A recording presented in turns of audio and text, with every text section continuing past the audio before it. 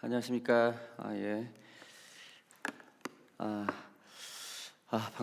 감사합니다. 우리 멜번에서 기도해 주신 우리 설혜선 사가님, 너무나 귀한 은혜, 귀한 기도 너무나 감사드립니다. 자, 오늘은 우리가 지난해 작년 10월 15일부터 당장 5개월 정도를 마가복음 시리즈를 가지고 말씀을 나누었습니다.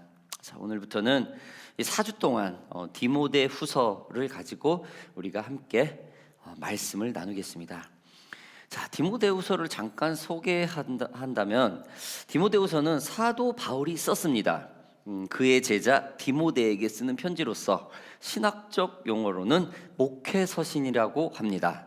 시대적 배경으로는 로마의 황제 네로가 통치하던 시기로 크리스찬들의 엄청난 핍박이 시작되던 시기, AD 66년에서 67년 사이에 로마 감옥에서 바울에 의해 쓰여졌습니다. 디모데후서는 교회의 지도자들에게는 교회를 잘 다스리고 성도들을 잘 양육할 수 있는 교회의 조직도, 그 다음에 성도가 배워야 할 도덕, 교리 등을 가르치고 있습니다. 자, 그리고 크리스찬에게는 세상에 나아가 바른 삶으로 다른 이들에게 선한 영향력을 갖게 할 수 있는 그 도전을 받게 하는 좋은 말씀이죠. 2000년 전에 했던 그 목회론이 지금도 똑같이 우리가 지금 양육되고 있죠. 조금 방법론만 틀릴 뿐이지 디모데, 즉 바울이 가지고 있는 목회론이 지금 2000년이 지난 현재까지도 지금 오늘날 교회에서 그대로 그 방식대, 그 형대로 지금 진행되고 있습니다. 그게 바로 이 디모데 후서입니다, 여러분. 물론 예수님이 처음 복음 전도자들에게 동반되는 고난이 열거됩니다. 무엇보다도 자신의 순교할 시간이 다가옴에도 불구하고 디모데를 세우고 복음에 견고할 수 있도록 권면하는 그런 내용이죠. 꼭 예수님처럼 말입니다. 예수님이 십자가에 달리기 전 그 최후의 만찬의 모습 때 끊임없이 갈등하면서 제자들 12제자들에게 권면을 했죠. 그 모습입니다. 이 디모데 후서를 마지막으로 바울은 순교를 하게 되죠. 아무튼 디모데 후서를 통하여 바울이 말하는 교회와 세상의 참 지도자의 모습이 무엇인지 알아가는 귀한 시간이 되기를 바랍니다. 자, 이처럼 우리는 지금부터 디모데 후서를 함께 시작하겠습니다. 1절부터 5절까지 우리 함께 한번 읽어볼까요? 시작.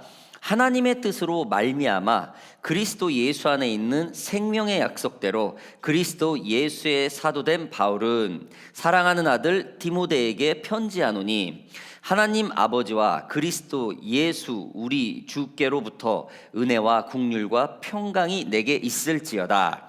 내가 밤낮 간구하는 가운데 쉬지 않고 너를 생각하여 청결한 양심으로 조상적부터 섬겨오는 하나님께 감사하고 내 눈물을 생각하여 너 보기를 원함은 내 기쁨이 가득하게 하려 함이니 이는 내 속에 거짓이 없는 믿음이 있음을 생각함이라.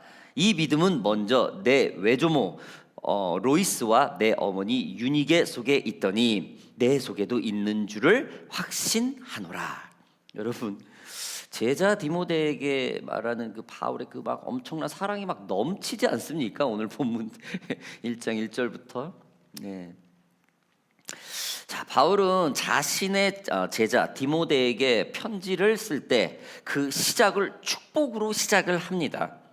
자신이 상대에게 하고픈 말이 있고 전달하고픈 메시지가 있는 사람이 그것도 아들과 같은 사람에게 정중하게 축복을 하면서 시작한다는 것은 아마도 그 상대에 대한 그 깊은 배려와 애정 그리고 존중이 있었다는 뜻이기도 합니다. 바울과 같이 성격이 다혈질이고 성격이 급하고 많은 학식 또한 가지고 있고 물론 그 어떤 계획을 세우면 절대 포기라는 거 없고 곧바로 행동으로 옮기는 그 실전적인 사람이 상대에 대해 많은 배려와 존중 그리고 축복하는 것은 그 안에 예수 그리스도의 사랑이 충만하기에 가능한 일일 것입니다. 우리는 늘 습관적으로 만나고 교제하는 사람들에게 상당히 익숙해지는 모습으로 서로 노출이 되죠. 서로 친해져서 자칫 서로 함부로 하는 경우도 있기도 합니다.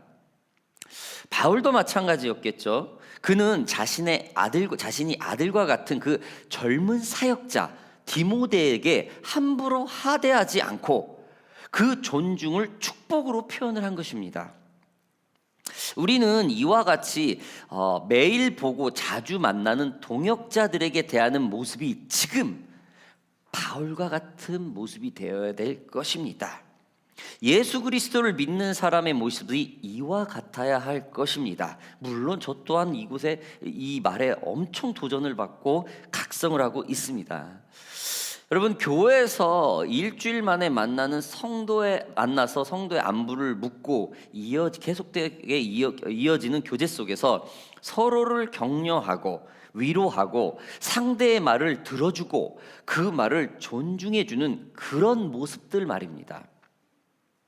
이것이 주님의 사랑이 담긴 축복의 모습일 것입니다. 상대를 볼 때 기쁨이 넘쳐 그 상대를 생각할 때 내 자신의 입가에 미소가 저절로 내 자신도 모르게 생겨나게 되는 그런 기쁨 말입니다. 상대의 착하고 선한 행동으로 늘 하나님께 감사의 기도를 해주는 그런 축복입니다. 여러분, 우리가 어떤 여러분 때 말하자면 착한 사람을 생각을 할 때 마음이 참 맑아져요. 그렇지 않아요? 어떤 되게 막 선한 행동을 한 그 감동이 있는 사람을 생각을 할 때 마음이 좋아요. 선해져. 기분이 되게 좋아요. 반대로 되게 까칠하고 막 악한 사람들이 좀 아프게 하는 사람들이 있어요. 그것도 진실된 말이면 그래도 이해를 하는데 좀 잘못된 말을 아프게 하는 이런 사람들은 생각하면 할수록 되게 안 좋아요. 아무튼 선한 마음으로 선한 행동으로 선한 교제를 해야 될 것입니다. 여러분, 지난주에 저희 OPM에서 설교를 해주셨던 새생명교회의 담임 목사님이신 강승찬 목사님께서 저와 대화를 하면서 참 제가 도전을 참 많이 받은 것이 있습니다. 그 목사님은 성도들과 대화를 할 때 기도라는 말을 하는 과정에서 과거형을 쓴다고 합니다. 기도하겠습니다 가 아니고 기도했습니다 라는 말을 아주 실질적으로 한다는 거죠. 그리고 일요일날 나와서 만나서 하는 말이 기도했습니다 블라블라 썸띵 기도했는데 어떻게 됐습니까? 라는 과거형을 쓰기 무브먼트를 했다라는 거예요. 운동을 했대요. 그래서 굉장히 교회 안에 물론 이제 뭐 리더십들 위주로 저희가 대개적인 훈련을 받은 사람들 굉장히 똑같은 말이더라도 기도했습니다. 왜 그러냐면은 기도하겠습니다 하면은 아니거든. 물론 저번 주에 교제한 거를 가지고 해야 되거든요. 실질적으로 크리스찬이 뭐 기도도 안 했는데 기도했습니다라고는 하지 않을 거 아니에요.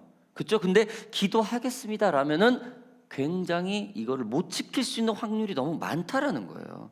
굉장히 도전되는 말이었습니다. 너무도 도전이 됐고 아무튼 그 교회 성도들은 기도했습니다라는 말을 하기 위해 실질적으로 전도하고 실질적으로 상대를 섬기기 시작한다고 합니다.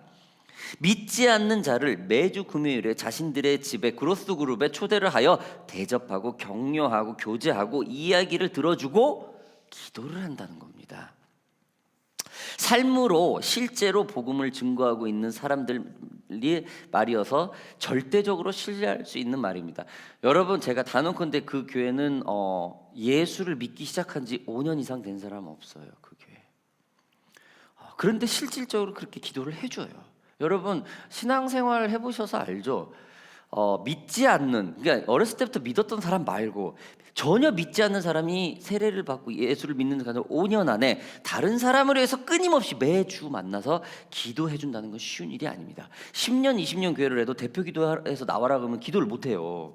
기도를 평소 안 하기 때문에. 근데 이 교회는 운동을 했다라는 거예요. 아무튼 굉장히 도전이 되는 말이었습니다. 그래서 저도 기도하겠습니다 라는 말보다 기도했습니다 라는 말을 바꾸고 이번 주부터 시작을 했습니다. 우리 멤버들 눈치챘을지 몰라. 우리 이빨 여기 기도했습니다. 그렇게 했어요. 내가 몰랐죠. 아무도 모르는구나. 기도했습니다. 기도한 것만 얘기했어요. 아무튼 이것은 여러분들 축복일 거예요. 상대를 위해서 기도할 수 있다는 거, 이건 축복권 아니고 이건 영권입니다. 상대를 위해 기도하다 보니 많은 것들에 우리들의 삶이 감사가 하나님께 나오고 상대의 단점보다도 장점이 굉장히 더 크게 보인다는 거예요. 상대의 선한 언행이 하나님께 너무너무 감사한다는 겁니다. 바울이 디모데에게 그 편지의 시작을 이러한 축복으로 시작을 합니다. 저와 여러분들이 바울과 같이 다른 사람과 교제를 하고 만남을 가질 때 이러한 축복들이 그 입에서 가득하기를 주님의 이름으로 바랍니다. 자, 6절, 7절, 8절 보겠습니다. 그러므로 내가 나의 안수함으로 내 속에 있는 하나님의 은사를 다시 부릴 듯하게 하기 위하여 너로 생각하게 하노니 하나님이 우리에게 주신 것은 두려워하는 마음이 아니요 오직 능력과 사랑과 절제하는 마음이니 그러므로 너는 내가 우리 주를 증언함과 또는 주를 위하여 갇힌 자 된 나를 부끄러워하지 말고 오직 하나님의 능력을 따라 복음과 함께 고난을 받으라. 여러분, 교회의 참 지도자나 세상에 선한 영향력을 가진 크리스찬은 다른 사람의 격려를 아끼지 않습니다. 비싸게 하잖아요. 마구마구 그냥 해요. 마구 격려합니다. 그렇다 해서 함부로 영혼 없이 한다는 것은 아니겠죠. 굉장히 격려를 많이 한다는 거예요. 여러분, 격려라는 말은 한자로 격할 격과 힘쓸려라는 말로 몹시 상대를 장려하고 그 마음이나 기분을, 그 상대의 기분을 북돋게 하기 위하여 힘쓴다라는 그런 뜻을 가지고 있습니다. 다시 말해서 상대가 힘이 나게 해준다는 거죠. 상대가 낙심했을 때 전혀 다른 상황을 만들기 위한 노력을 해준다는 거예요. 누가? 옆에 있는 사람이. 상대의 큰 실수보다 작은 특기를 더 크게 부각시켜 상대를 세울 때 사용하는 말이 바로 격려라는 말이라는 것입니다. 그래서 격려는 나보다 인생의 경험이 많거나 그 분야의 최고의 경지를 달리고 있는 사람들이 상대에게 해주는 말들이 대부분입니다. 또한 마음에 여유가 있는 사람들이 하게 되죠. 인생도 후덕하게 돼 있고 재정도 넉넉하고 누가 봐도 그냥 화려한 삶을 살고 하는데 어디를 봐도 저희 꿀리지 않는데 상대 격려를 안 하는 사람이 있어요. 똑같은 말을 해도 참 잘했어 이런 말을 안 해요. 자기 자녀들한테는 엄청나게 많이 하는데, 그렇죠? 자기 부모한테는 엄청나게 좋은 말을 하고 격려하고 막 이러는데 상대한테는 그냥 거리감을 둬요. 이거는 참 크리스찬 모습이 아닙니다. 요즘에는 특정한 분야의 나이와 격려에 상관없이 어떤 최고의 선두주자를 하고 있고 어떤 분야에서 최고의 그런 그 퀄리티를 가지고 있는 사람들이 다른 이에게 격려하기도 하죠. 나이와 세대와 상관없이. 또한 나이와 세대 상관없이 또 배우려고 하는 세대들이 있어요.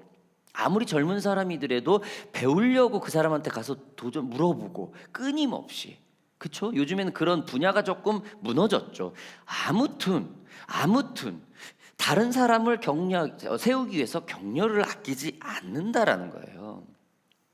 지금 디모데는 자신의 스승이자 사도 중의 사도인 바울의 격려를 받고 있습니다. 스승인 바울이 보기에 디모데가 목회를 하는데 무언가 상당히 힘들어하는 상황이었던 것 같아요. 그래서 바울은 그에게 하나님의 은사를 불릴 듯하게 하기 위하여 주를 위하여 갇힌 자 된 나를 부끄러워하지 말고 오직 하나님의 능력에 따라 복음과 함께 고난을 받으라 라고 과감하게 격려를 하는 거예요. 멘토를 하는 거예요. 바울이 지금 디모데에게 편지를 쓰고 있을 때 여러분 지금 디모데는 거짓과 잘못된 신화로 가득 찬 그 타락의 그 땅 에베소 교회에서 목회를 하고 있습니다.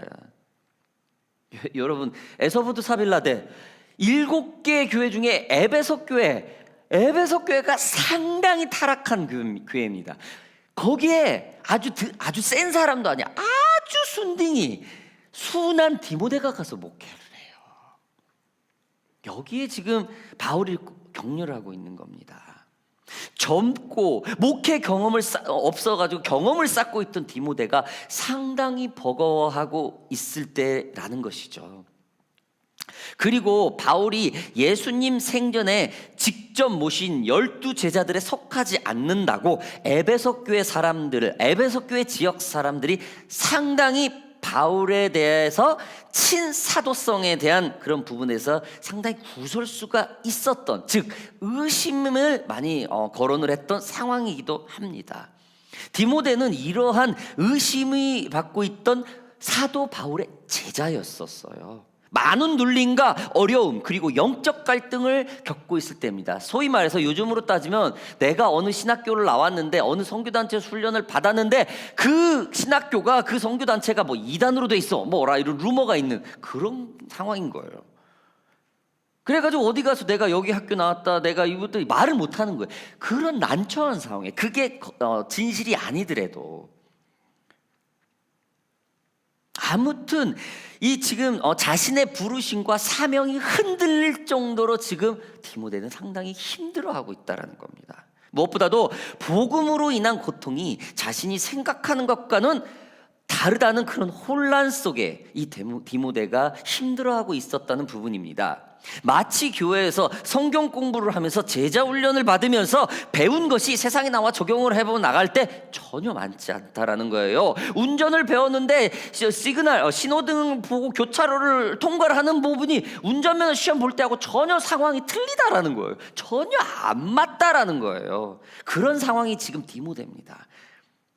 마치 교회 이런 사역자가 마치 부르심을 받을 때 현실의 재정의 문제, 사역의 상황에 그 자신의 생각한 것과 전혀 맞지 않을 때 오로지 뜨거운 열정과 하나님 부르심으로 결정을 하고 갔는데 상황이 안 맞는, 어쩌면 그런 상황은 너무 비슷하라는 거죠. 실제로 복음 사역에 뛰어들어 보니 상황이 전혀 다르다는 겁니다. 이러한 디모데를 바울이 격려합니다. 많은 장려와 격한 칭찬을 해야 될 정도로 디모데는 상당히 지쳐 있었다라는 거예요. 목회에 너무 힘들어하고 있었다라는 겁니다. 복음이 흔들리고 있었다라는 거예요. 여러분, 사역자는 교회 사역 때문에 내게 주신 복음이 흔들리면 안 됩니다. 목회는 흔들릴 수 있어요. 사역은 혼란스러워할 수 있어요. 그것 때문에 내가 받은 비전, 내가 받은 하나님의 부르심이 흔들리면 안 돼요. 시행착오는 있을 수 있어요. 그 시행착오 때문에 하나님이 나 부르신 거 맞나? 라는 이 흔들리는 복음이 있어서는 안 된다라는 거예요. 지금 디모데가 이런 상황이에요. 교회 성도는 불법과 편법으로 가득 찬 세상의 구조 때문에 내게 주신 복음이 흔들려서는 안 된다라는 거예요. 이 불법과 편법이란 전혀 상황에 맞지 않는 상황에 이 아무것도 모르는 경험 없는 젊은 사역자가 당연히 혼란스러울 수밖에 없다라는 거죠. 바울은 이렇게 현재의 우리의 현재의 모습과도 비슷하게 그 복음 자체가 흔들리고 있는 디모데에게 하나님이 주신 은사를 기억하라, 잊지 마라 라고 하고 있는 것입니다.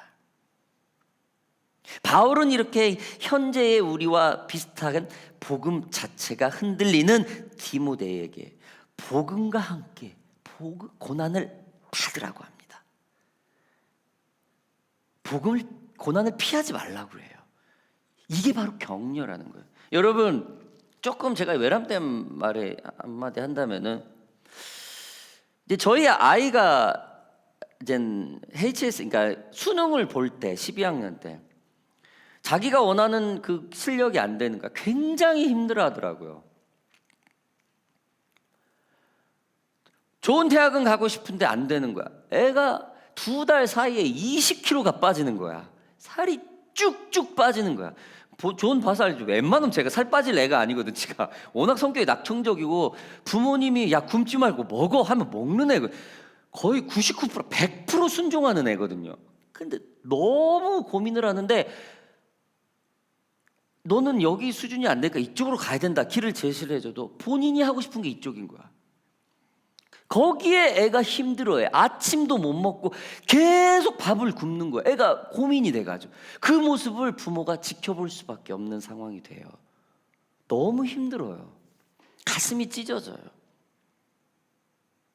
나같이 막 이렇게 큰 소리로 딱딱 또박또박 정확하게 주는 스타일에서 그때는 어떻게 할 수가 없는 거예요. 정말로 아이가 힘들어하니까 어떻게 해요? 격려할 수밖에 없는 거예요. 그러면은 음악적으로 해서 일단은 공부를 하다가 편입을 해라. 그래가지고 주위에 이제 뮤지션들 많으니까 스튜디오 빌려가지고 막 확실하게 찍었죠. 드럼 치는 거 해가지고. 그래가지고 어떻게 가게 됐어요. 여러분, 지금 바울이 감옥에 갇혀 있는 상황에서 아무것도 할 수 없는 상황에서 이 젊은, 이 순수한 이 청년이 어마어마하게 흔들리고 있는데 통곡할 정도로 지금 이 디모데를 격려하고 있어. 왜? 어떻게 할까요? 지금 바울은 내일 모레 죽어요. 알죠? 도끼로 이렇게 참수되는 거. 조그마한 이게 기둥 하나에 목 대고 참수당해요. 로마에 가서. 지금 로마에 감옥에 있어요. 내일 모레 자기 죽는데 이 젊은 사역자 디모데에 온통 관심이 쏘여 있는 거야. 마치 내일이면 잡혀가야 되는데 예수님이 그 최후의 만찬한 그 모습처럼. 아무튼 지금 바울은 디모데에게 사명감을 일깨워 줍니다. 목회 때문에 사명감 흔들리지 마라. 말씀 계속 보겠습니다. 9절부터 12절 읽어보겠습니다. 하나님이 우리를 구원하사 거룩하신 소명으로 부르심은 우리의 행위대로 하심이 아니요 오직 자기의 뜻과 영원 전부터 그리스도 예수 안에서 우리에게 주신 은혜대로 하심이라. 이제는 우리 구주 그리스도 예수의 나타나심으로 말미암아 나타났으니 그는 사망을 패하시고 복음으로써 생명과 썩지 아니할 것을 드러내신지라. 내가 이 복음을 위하여 선포자와 사도와 교사로 세움을 입었노라. 이로 말미암아 내가 또 고난을 받되 부끄러워하지 아니함은 내가 믿는 자를 내가 알고 또한 내가 의탁한 것을 그날까지 그가 능히 지키실 줄을 확신함이라. 여러분, 바울이 복음이 흔들리고 있는 디모데에게 어떻게 격려하고 있습니까? 첫째로 담대하라는 것이죠. 바울은 디모데에게 모든 사역에 어떤 영적 사항이 있든 담대하라는 겁니다. 또 뭐라고 복음에 흔들리는 디모데에게 뭐라고 격려합니까? 두 번째로 신실하라는 겁니다. 13, 14절 볼까요? 너희는 그리스도 예수 안에 있는 믿음과 사랑으로서 내게 들은 바 바른 말을 본받아 지키고 우리 안에 거하시는 성령으로 말미암아 내게 부탁한 아름다운 것을 지키라. 디모데는 어려운 상황과 환경 때문에 믿음이 흔들리고 심지어 다른 사람들처럼 그리스도의 대의를 포기하려고 싶은 유혹을 받을 수도 있었다라는 거예요. 아직 바울은 그 유혹에 확신을 하고 바울은 지금 디모데가 흔들리고 있다는 확신을 하고 있는 거죠. 이러한 젊고 착한 사역자 디모데에게 이렇게 유혹에 저항을 하고 고난 중에 신실하고 우리 죄를 위하여 죽으신 그리스도를 본받았고 그 그리스도를 지켜라 라고 권면을 하고 있다라는 거죠. 사랑하는 OPN 가족 여러분, 격려라는 말은 한마디로 한다면 무엇이겠습니까? 저는 격려라는 말을 한마디로 쉽게 적용을 한다면 기억이라고 말하고 싶습니다. 과거의 좋은 모습을 기억하려고 노력한다는 거죠. 되새긴다는 것이죠. 우리에게 너무 친숙한 탕자의 귀환으로 너무 유명한 이 헨리 나우엔이라는 작가, 그의 저서 예수님을 생각하는 사람들이란 책을 통하여 기억이라는 말은 그는 이렇게 표현을 합니다. 기억한다는 것은 단순히 과거에 일어난 일들을 돌아보는 것이 아닙니다. 더 중요한 것은 과거의 사건들을 현재로 이끌어 오며 현재 이곳에서 그 사건을 기념하는 것입니다. 여러분, 지금 바울은 어디에서 이 편지를 디모데에 쓰고 있습니까? 그리고 어디에서 이 편지를 우리에게 쓰고 있는 것입니까? 지금 감옥입니다. 감옥. 차갑고 차가운 습기 많은 로마의 감옥에서 그 순교를 기다리고 있어요. 사형수예요. 자신의 마지막 사역을 하고 있는 거예요. 자기가 할 수 있는 것은 이 글씨밖에 없어요. 지금처럼 면회올 수 있고 영상통화할 수 있는 그런 세상도 아니기에 참 지도자의 모습은 주님을 사랑했고 그 첫사랑을 기억해야 된다는 것입니다. 자신은 곧 순교를 앞두고 있지만 복음에 흔들리는 디모데를 또는 우리를 축복하고 디모데 또한 우리에게까지 지금 격려하고 있는 것입니다. 참 지도자가 무엇인지 알려주고 있는 것이죠. 세상에서 크리스찬의 모습으로 영향력을 가지라고 말하고 있습니다. 우리가 지난 시간에 나누었던 마가복음 14장에는 로마 군인들에게 잡혀가시던 전날 제자들과 함께 최후의 만찬을 하고 있던 예수님의 모습과 너무도 비슷하지 않습니까? 바울은 착하고 바른 디모데가 참 지도자가 되기를 바라고 있습니다. 주님은 우리가 바르고 참된 지도자가 되기를 바라고 있습니다. 주님은 우리가 세상에 선한 영향력을 갖는 그런 사람이 되길 바라고 있습니다. 교회에서나 직장 그리고 믿지 않는 사람들을 만날 때 여러분 가정에서나 항상 주님께 기도했다라는 그 과거형으로 말할 수 있는 우리가 되기를 바랍니다. 그리고 우리는 지금 바울처럼 자신은 차갑고 습기가 많은 감옥에서 순교를 기다리지만 복음에 흔들리는 디모데에게 축복과 격려할 수 있는 그런 믿음의 성숙한 크리스찬이 되기를 주님의 이름으로 바랍니다. 그리하여서 세상에 나가 참 지도자의 모습을 갖는 저와 여러분들이 되기를 다시 한번 바랍니다. 자, 여러분 오늘 시간 기도할까요? 찬양팀들 나와주시고